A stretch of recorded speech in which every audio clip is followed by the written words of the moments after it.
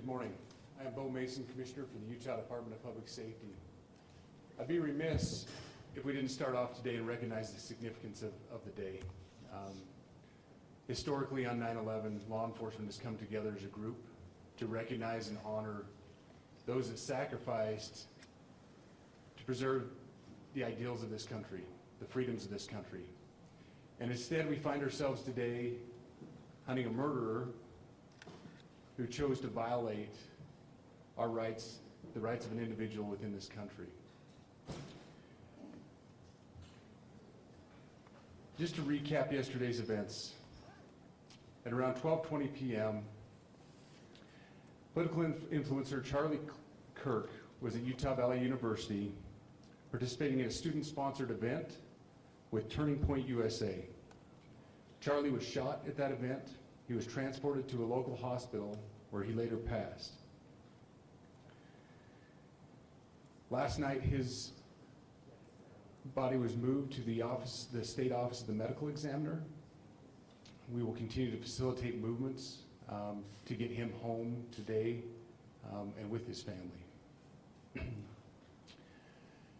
Yesterday, during the investigative process, we located a couple of persons of interest. We interviewed those individuals, and after releasing them and after clearing them of being suspects, they faced scrutiny, they faced threats. We asked the public to be patient with the investigative process. These individuals were not suspects, they were people of interest. We ask that you do not impose into those people and that investigative process.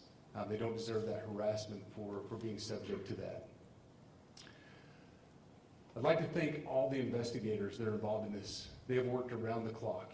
All day yesterday, through the night last night, investigators from the State Bureau of Investigations, from county, from city agencies, the university, our federal partners with the FBI, the ATF, and many others. Those are just a few of the people that we have involved in this. I'd like to thank all of them for their strong work. Through all that work last night, we were able to make a few breakthroughs. We were able to track the movements of the shooter.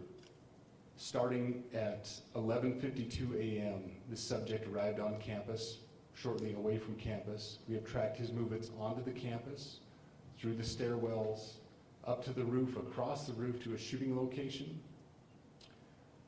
After the shooting, we were able to track his movements as he moved to the other side of the building, jumped off of the building, and fled off of the campus and into a neighborhood. Our investigators have worked through those neighborhoods, contacting anybody they can with doorbell cameras, witnesses, and have thoroughly worked through those communities, trying to identify any leads. We do have good video footage of this individual. We are not going to release that at this time. We are working through some technologies and some ways to identify this individual. If we are unsuccessful, we will reach out to you as the media and we will push that publicly to help us identify them. But we're confident in our abilities right now, and we would like to move forward in a manner that keeps everyone safe and moves this process appropriately.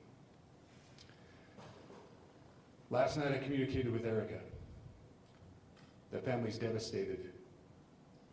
As a Commissioner of Public Safety, as a father, as a husband, I can only imagine what that family's going through. The heinous event that happened yesterday is not Utah. This is not what we're known for.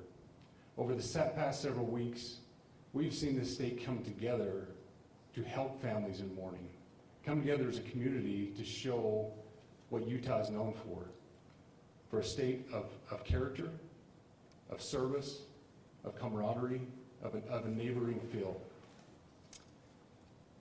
We will not stand for what happened yesterday. We are exhausting every lead.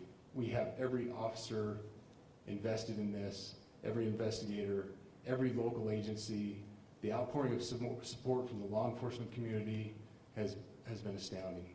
We are investing everything we have into this, and we will catch this individual. Having walked through the crime scene, through the hallways of this school, through the classrooms, I can't imagine what the people on scene felt as well. A horrific event where some of them barricaded in classrooms, some of them ran in fear. can't overstate the tragedy and the horrific event that yesterday was, and how we will work to bring to justice the actions of one individual or any other individuals that assisted in that. Our state has gone through a lot, and we will come out successful. With that, I'll turn the time over to Special Agent Bowles. Charge. Good morning. My name is Robert Bowles, and I am the Special Agent in charge of the Salt Lake Field Office. Following yesterday's tragic shooting of Charlie Kirk, FBI agents have been working around the clock in coordination with our law enforcement partners. We are and will continue to work nonstop until we find the person that has committed this heinous crime and find out why they did it. This morning I can tell you that we have recovered what we believe is the weapon that was used in yesterday's shooting. It is a high-powered bolt-action rifle. That rifle was recovered in a wooded area where the shooter had fled. So the FBI laboratory will be analyzing this weapon. Investigators have also collected footwear impression, a palm print, and forearm imprints for analysis. Now, I understand there are a lot of questions about motive. I assure you that all leads, tips are being fully investigated. As of this morning, we have received more than 130 tips. We thank the community for that. The FBI has brought every resource to bear, and we will continue to do so throughout the course of this investigation. The FBI's mission is to protect the American people. It's to uphold the Constitution of the United States. Any attack on the First Amendment is an attack on the very foundation of our democracy. That is why we will relentlessly pursue this case and the shooter until we find him. We also continue to grieve with the family and the community. It's our community. If you have any video or images from the shooting, we ask you to please submit them to our digital media tip website at www.fbi.gov/Utah Valley Shooting. You can also call the FBI at 1-800-CALL-FBI. We truly rely on the public's help in these types of cases, and no tip is too small or insignificant. Thank you. Commissioner James Matthews from Sky News. Can I ask about the shooter? There's clearly information about him or her. You say you're confident at this stage in terms of tracking down who they are. Can you talk to us about their movements, their demeanor? Do you think it's a man? And also, can I ask, what were the security arrangements in place? Was that roof being monitored? It's a question many people will have. Absolutely. After Butler. So what I'll release about the suspect is suspect blended in well with a college institution.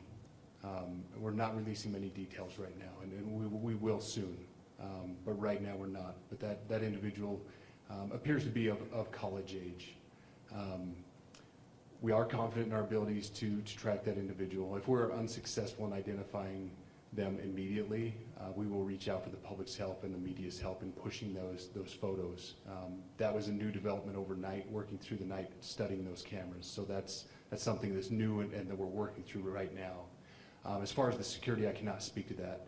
Neither the Department of Public Safety nor the Federal Bureau of Investigation was involved in the planning or security of this event, and that'll have to be a question later for other agencies. Man or woman? I wanted to ask you, you mentioned that you found the gun in a wooded area.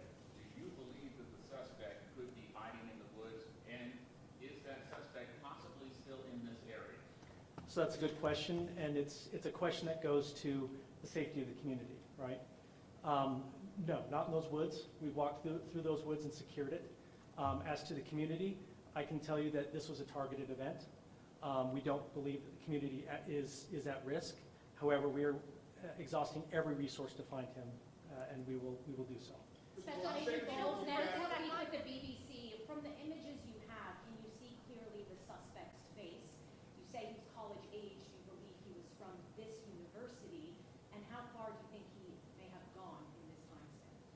So I can't comment specifically on his face or any details such as that, as it's continuing to be a part of the investigation, and again, we'll release that shortly. However, we're doing everything we can to find him, and we're not sure how far he has gone yet, but we will But you do our have a best. clear image of his face? We have images of the suspect. Can you trace the gun to the owner? that you've been able to recover, do you believe you know who this person is, the person that you're looking for at this point? Again, as part of the investigation, we're not releasing any details such as that right Any now. fingerprints or DNA? We are exhausting all of our resources to be able to collect those, but that's, again, part of the investigation. Have you been able to trace back the owner of the gun? Excuse me? You said you found the weapon. Have you been able to trace back the owner of that weapon or who purchased it? We are working on that, but again, part of the investigation that I covered. One last question. Agent Bowles, there's been a lot of turnover at the FBI. Do you think that's impacting the investigation at all? Not at all. We've got complete and total support from everyone from the director on down, and it's been an incredible supportive environment so far. Are tweets like the one yesterday useful, though, where we announced that there's a suspect in custody? All I can say is that we're working the investigation the best we have with the environment we're given. So, Those thank are all you. the questions for right now. Thank you, everybody.